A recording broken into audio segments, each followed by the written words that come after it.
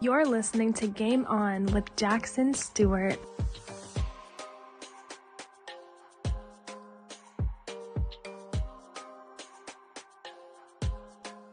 Life is good, but you, player, deserve something great.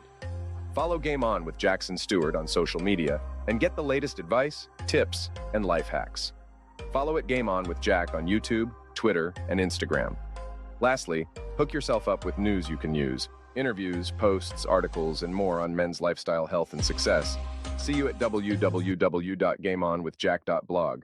Life's a game. Time to play. Time to win.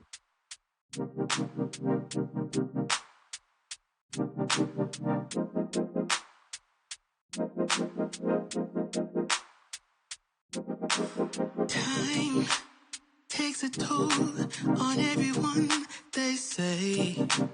Time is merciless, it won't wait for us to change. Time, I am stressing out, I can't figure out what to say. Oh, time, just give us time. Time, looking back on pictures, and I find it hard to see you and myself in places where we used to be. Oh, time, we got older, babe, and I wanna stay with you. Don't got time for games, now what you wanna do? Tell me now if you will go with me all the way. Every night, every day, promise we'll never change. Are you gonna love me with my flaws and all?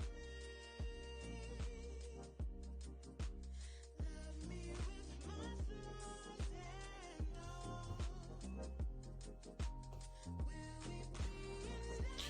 Good people, sexy people, welcome to another edition of Game On with Jackson Stuart. I'm your host, and as always, I want to thank you guys for tuning in, checking us out. Tonight's topic, we're covering 6 tactics for mastering office politics.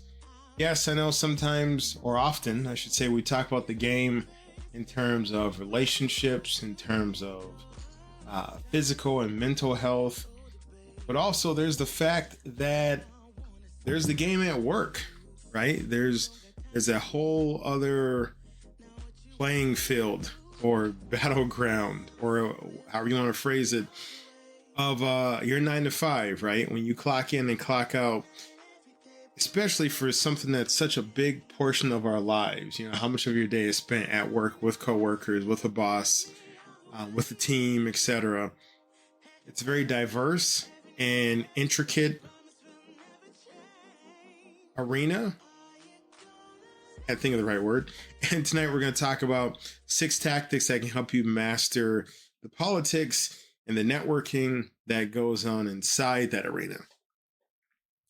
Want to make sure I invite you guys to follow Game On with Jack on all social media, YouTube, patreon.com, the blog, and Twitter, all same handle, Game On with Jack. Swing by gameonwithjack.shop and get your free, that's right, guys, I said free players club,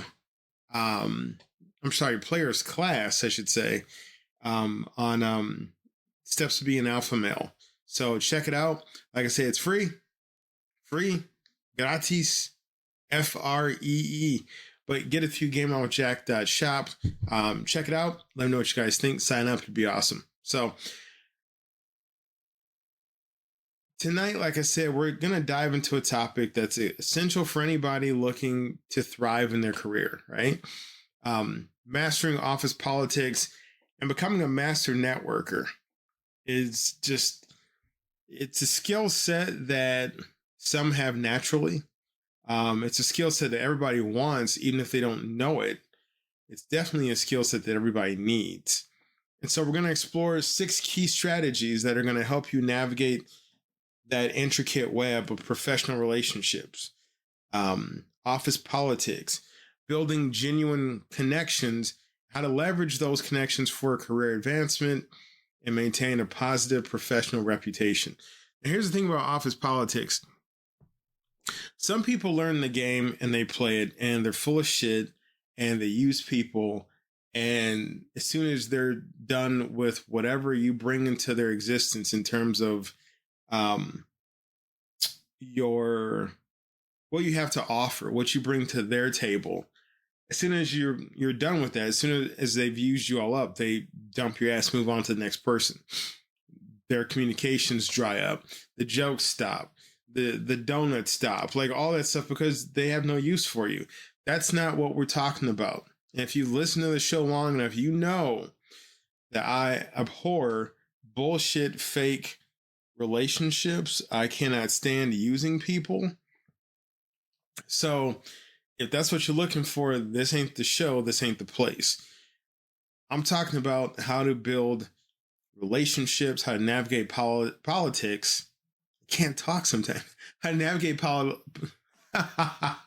to navigate politics. I should edit that out, but I'm not gonna. Without fucking people over, without abusing people, without using people. These are legitimate These are legitimate relationships that serve everybody involved. This is not just going to be you getting over and then, dumping so-and-so in accounting or so-and-so in HR or just because they're not useful anymore. That's not what real players do. That's what little boys do. And you're better than that. So strategy number 1, understanding office politics. I am enunciating so hard right now. I'm going to pull a muscle in my face so I can get these damn words out. So first up, let's demystify office politics. When we hear the term, we often think of backstabbing, right? Manipulation, cutthroat competition, and it's not the case. Office politics, it's the word politics, but I don't know why I'm getting stuck there. Office politics is simply about understanding the power dynamics within your workplace and using that knowledge. This is maybe, I'm tired. Using that knowledge to influence decisions and advance your career. Oh my God. If you stop listening now, guys, I won't blame you. But we're having fun. Using that knowledge to influence decisions and advance your career. Not screw people over, but advance your career. Everybody has the right to advance their career. You can advance your career without being at the expense and, at the cost of others. So this is about building relationships, gaining trust, keeping that trust, all right, and positioning yourself as a valuable asset to your organization. So how do you do this? How do you understand office politics? Start by observing the informal networks within your office. You learn so much about networking and office politics by shutting up and watching, shutting up and listening. Who holds the real power in the office? Who are the influencers? Who are the lightning rods? Who are the office, unofficial therapists? Who are the people that hold all the secrets that people come to? Who are the troublemakers? Who are the whiners? Who are the people that need all the resources of the office because they need so much help? Understanding these dynamics will help you navigate the political landscape more effectively. Remember, the goal is not to manipulate, but to be aware and strategic in your interactions. So, for example, if you know who the gossipers, the shit talkers, if you know who those people are, how do you manipulate that? You avoid them, right? Or maybe if you want to use them for misinformation, tell them something that's not true so you can see just how, reliable the rest of your internal network in the office is. But I mean, look, that's getting in the mud, right? We ain't trying to do that. So observe, and you will understand the office politics. Take mental note. Don't write this stuff down. You don't want that little journal getting found, but just watch, and watch without any of your preconceived notions on who's what and what's who. Because there are informal networks in your office. There are cliques, organizations within the organization that are not on paper, that are not in the org chart, but just have formed over time organically. They exist. Kind of like prison. You got this gang and that gang, and they still run stuff. Well, the office, you got this gang and that gang, and they still run stuff. So understand politics by watching. I could say organizational structure, but not politics. Strategy 2 for mastering office politics. Like, I don't want to use the word politics anymore because I feel like I'm just hanging on it. Building genuine relationships. So networking isn't just about collecting business cards or LinkedIn connections. It's about building genuine, meaningful relationships. It's about connectivity. It's about that connective tissue that allows people to pick up a phone, send an email to get a favor done that will advance the mission statement, the job at hand, the emergency, that kind of thing. That's one of the key benefits of building these genuine relationships. It is because I'm tired, guys. I've been up like super long. And so the first thing to go is speech, apparently. So start by being authentic. All right. This is not bullshit. You're not making this up. You're not feigning interest in people. No, be authentic and show a genuine interest in your colleagues. Listen actively. Ask thoughtful questions. And show empathy. So the first step was understanding office politics. You get that by observing quietly, shutting the fuck up. This is very similar, but it's one notch up because you are now talking, you are speaking. But in your talking and speaking, you are actually inquiring. You are asking questions. You are getting information on people, almost like you're building like files or a mental dossier on everybody. But you're not doing this to manipulate people. You're not finding out who's got a sick spouse or expecting a kid or who's worried about their next job advancement or whatever. You're not getting this information so you can use it against people. You're getting this info because you're connecting with people. So people can sense when you're being insincere. So it's crucial to be genuine in your interactions. And don't sit there with a clipboard going through who, what, when, where, and how, but just fill people out. And if you see somebody showing the signs that they're having a bad day, it's okay to go over and say, hey, I'm not trying to pry, but you look like your day is rough. You all right? And actually listen. And don't throw in your stuff like, oh yeah, I understand how you feel because that happened to me. Well, no, listen, you ain't got nothing to do with this. You're not part of their sphere at the time. So don't try and interject your stuff. And I know people do this to try and connect like, oh, well, I understand where you're coming from because I had a similar problem, blah, blah, blah, blah. Nobody cares. Not in this moment. You are just listening. All right. So regularly engage with your colleagues beyond work-related conversations. Just don't, it's not just like work, and you all go home and connect into the Borg network. Attend social events. Participate in team building activities. If they're having Taco Tuesday in the break room, get your ass up and go. Find common interests that you can bond over. If they're having, a happy hour after work every Wednesday, you ain't got to go every Wednesday, but go once in a while. So building strong relationships takes time and effort. It takes sincerity. But the trust and camaraderie you develop will pay off in the long run. You will be one of those people who are so powerful in their office, but your title may not have changed. In the org chart, you're still where you were a year ago or 5 years ago, but you wield a type of intangible,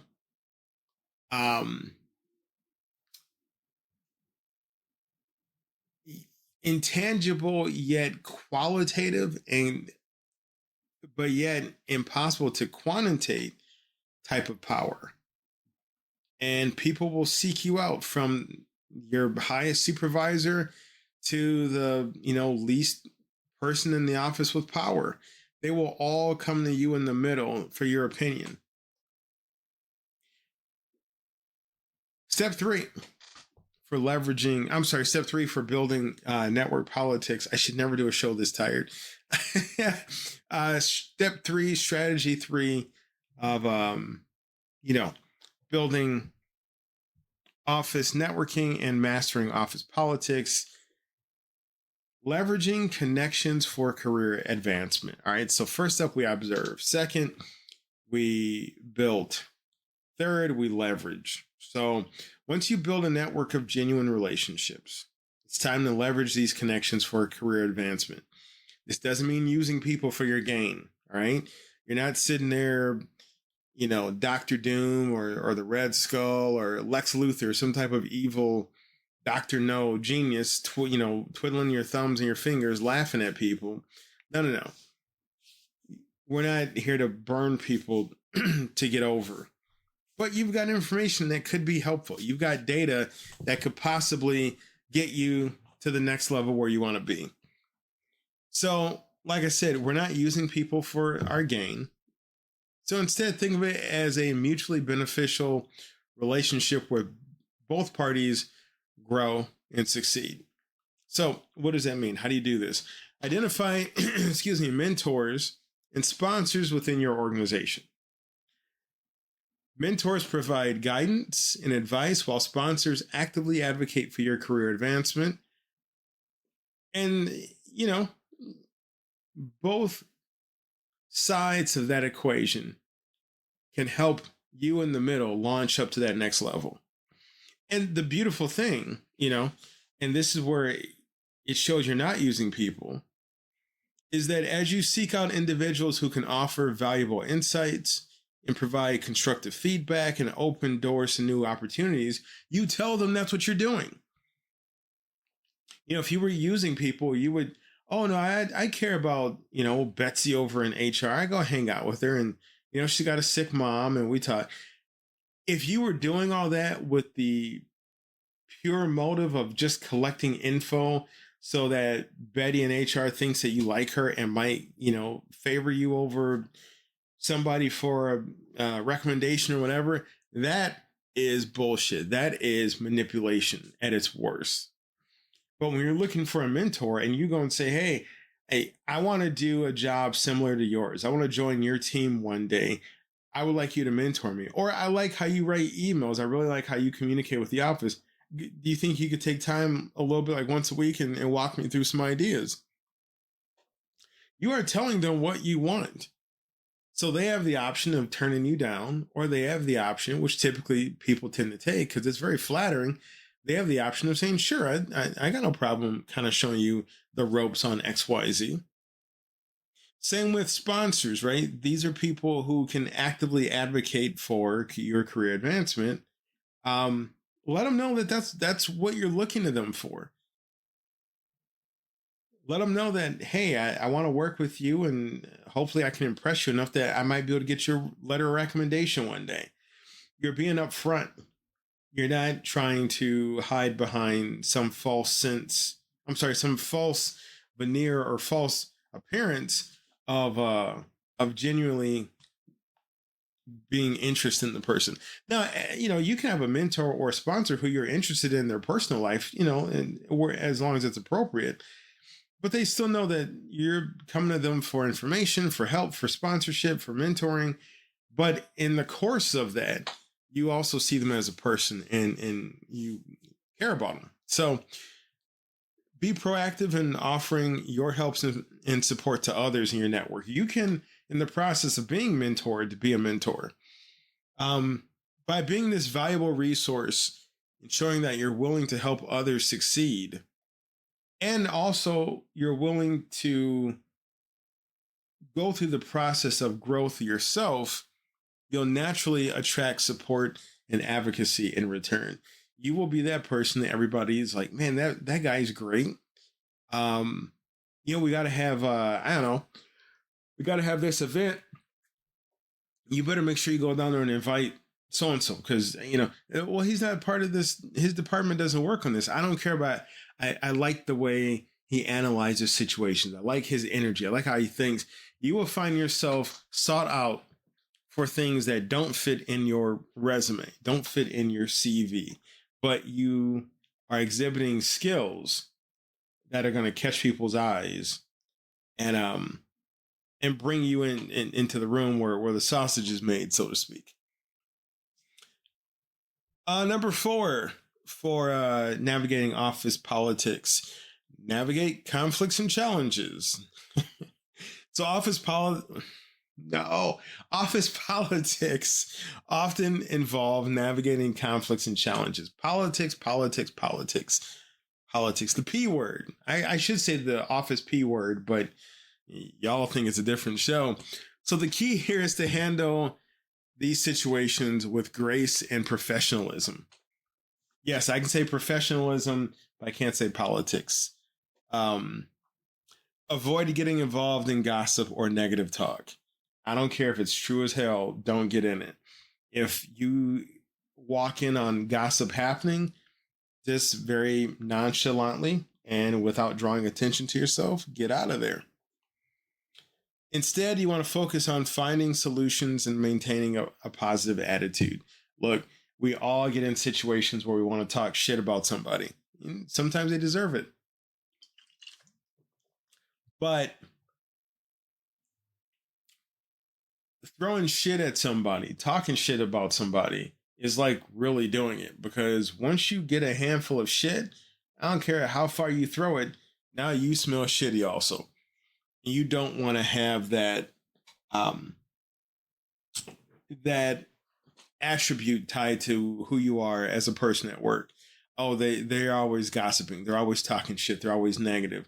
Even if you're not, but if they see you around people who are that way, I'm not saying avoid people like they're the plague, but if people see you in whispering or abruptly changing the conversation when they walk in, and you're hanging out with gossipers, well, then they're gonna assume you're a gossiper too. You don't want that. When conflicts arise, address them directly and respectfully. So if it's something in your team, talk to the team about it. Hey guys, attitude around here has been rough lately. What's going on? Talk to me. Maybe talk to your supervisor if you need to bring them in. Seek to understand the other person's perspective and work towards a mutually beneficial resolution. Get out of your head, get out of your shoes, and step into theirs for a second and see how things look.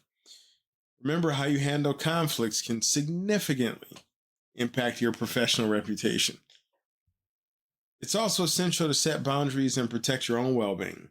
So don't be afraid to say no to unreasonable demands, or to speak up if you're being treated unfairly, like, workplace bullying. It's a thing.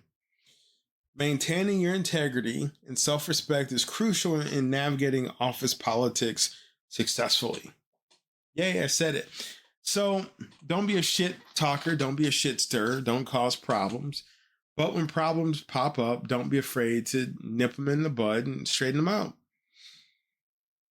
There's 2 types of people: peacekeepers and peacemakers. Peacekeepers are almost like willing to constantly negotiate and compromise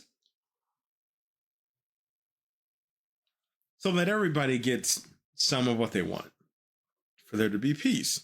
Peacemakers, boom, fuck it. They lay everybody out. They bring a brutal truth, but they also bring an unswerving and unbreakable concept of respect for everybody, so that this is the foundation from which everybody can agree and talk on. Both have pros, both have cons, peacekeepers and peacemakers, but both are good at navigating conflicts and challenges. So figure out which one you want to be. Strategy 5, or our 5th tactic for operating and navigating office politics: maintaining a positive professional reputation. So your P rep, professional reputation is one of your most valuable assets. It's built over time through consistent actions and behaviors. To maintain a positive reputation, always strive for excellence in your work. Be reliable. Get your ass up, show up on time, meet deadlines, under promise, over deliver, and make sure that you give high quality results. Communicate effectively and professionally, even when you want to cuss somebody out over email or in person. I've been there. This includes being clear and concise in your emails. Don't write an email that's long as hell just to prove to people that you know big words and you know your job. Don't do that. If you can get a point across fast and quick, people will respect you even more. Ensure that you're respectful in your interactions. I don't care if the person can hire you and fire you, or if the person can only clean up after you. You respect everybody and respect them the same. Be responsive to feedback. All right. People, give you a recommendation or ask a question. Excuse me. Make sure you hop on it and get it and get a response to them. Also, be sure to show appreciation and acknowledge the contribution of others. People help you out, say thank you. Let the office know that so-and-so went above and beyond to help me out with this project or whatever. Tell people thank you. Say thank you to people. The attitude of gratitude should not just be in your personal life, but also in your profession. Also, be mindful of your online presence. In today's world, what you say online can impact your job, whether it be officially or unofficially. Social media can significantly impact your professional reputation.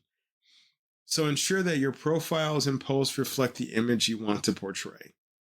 Avoid sharing controversial opinions or engaging in online arguments because, come on, guys, getting into a shit-throwing fest about a controversial topic with somebody online is not going to suddenly change this person's opinion.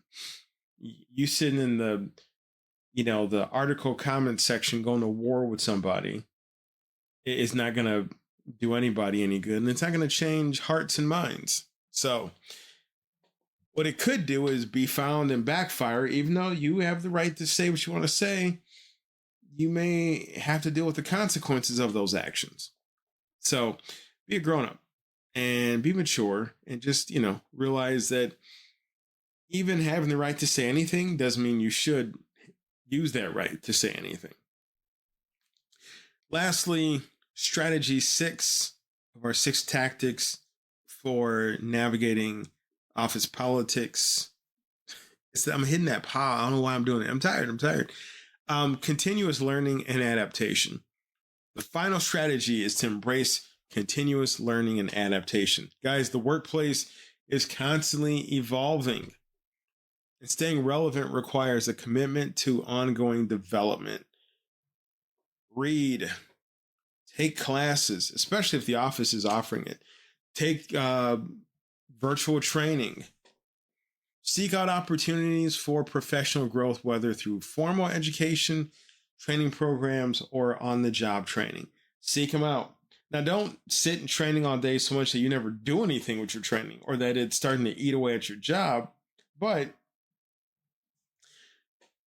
continue to grow. And it's okay if people know you're growing, especially the right people, because growth in an organization looks good. Stay informed about industry trends and developments. This won't only enhance your knowledge. This won't only enhance your knowledge and skills, but will also make you a valuable resource within your network. I don't think I've ever had an episode or a podcast where I could not talk this badly. I'm so sorry, guys. The info's good. If I can just get it all out. Be open to feedback and willing to adapt your approach as needed. The ability to learn and adapt is a crucial skill in mastering office politics and professional networking because, the guard changes. The person that was your mentor today could retire tomorrow or quit or leave or get fired or whatever. You want to be able to adapt. You want to be able to keep learning. Especially if you can get in front of a trend that can impact your company. Like, hey guys, hey, this AI is dropping next week and it can impact our company, blah, blah, blah. If you can look like a pioneer because you are a pioneer, if you're the office soothsayer, you're looking ahead, all that's going to work in your benefit. So, some practical tips and real life examples. For understanding office politics, number one, imagine you've just joined a new company. Spend the first few weeks observing the dynamics and notice who people go to for advice, who seems to have the ear of senior management, who's the suck up, who's the kiss ass, and who the informal leaders are. This will give you a map of the political landscape. For two, building genuine relationships at a team launch. Instead of talking about work, ask your colleagues about their weekend or their hobbies and actually listen as they respond. Show genuine interest in their answers. And over time, these small interactions will build trust and support.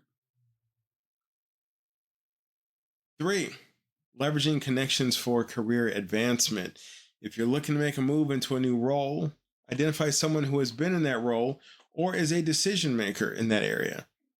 Ask them for coffee chat to learn about their experiences and seek advice. People love to have their brains picked. This not only gives you valuable insights, but also puts you on their radar. They'll remember that you took the time and maybe paid for their coffee chat to listen, to learn. That says something about you as a candidate for whatever advancement you're looking at. Number 4, navigating conflicts and challenges. If you find yourself in a disagreement with a colleague, approach them directly and calmly. So, for instance, say, hey, I noticed we have different perspectives on this project. Can we discuss it and find a solution that works for both of us? If you felt that you kind of got too hot-headed, nothing wrong with apologizing. This shows maturity and a willingness to collaborate. Companies love that. They love it. Number 5, maintaining a positive reputation. If you make a mistake, own up to it. Quick. I'll apologize. It's that noise I can't make. Apologize sincerely and take steps to fix it. This honesty and accountability will earn you respect and trust. Oh man, I don't know why I cannot talk. I'm not drunk. I'm tired, and apparently I can't talk when I get tired. I'm like a baby. I want my milk. Number 6, continuous learning and adaptation. Sign up for industry webinars, read relevant books. Jackson went to Milky. And follow thought leaders. I'm sorry, I can't read my writing now. Man. Follow thought leaders on social media. Show your network that you're committed to personal and professional growth. I'm having fun on this topic. I don't know why I shouldn't be having this much fun. For example, if you're in marketing, attending a digital marketing conference can give you new insights and connect you with industry professionals. So look, guys, in conclusion, mastering office politics and becoming a master networker is not about manipulation or self-serving tactics. It's a whole nother level of the game, and it's about building genuine relationships, understanding dynamics at play, and positioning yourself as a valuable asset to your organization. By implementing these 6 strategies, you can navigate the complexities of the workplace. You can advance your career. You can maintain a positive professional reputation. Hey guys, thank you for tuning in to Game On with Jackson Stuart. If you found this episode helpful, please share it with your network and leave a review. Join me next week as we continue to explore the challenges and opportunities in men's lifestyle. We're still going to be talking about working in the office and the game of working in the office. So stick around for more. And until then, guys, keep it sexy. Game on.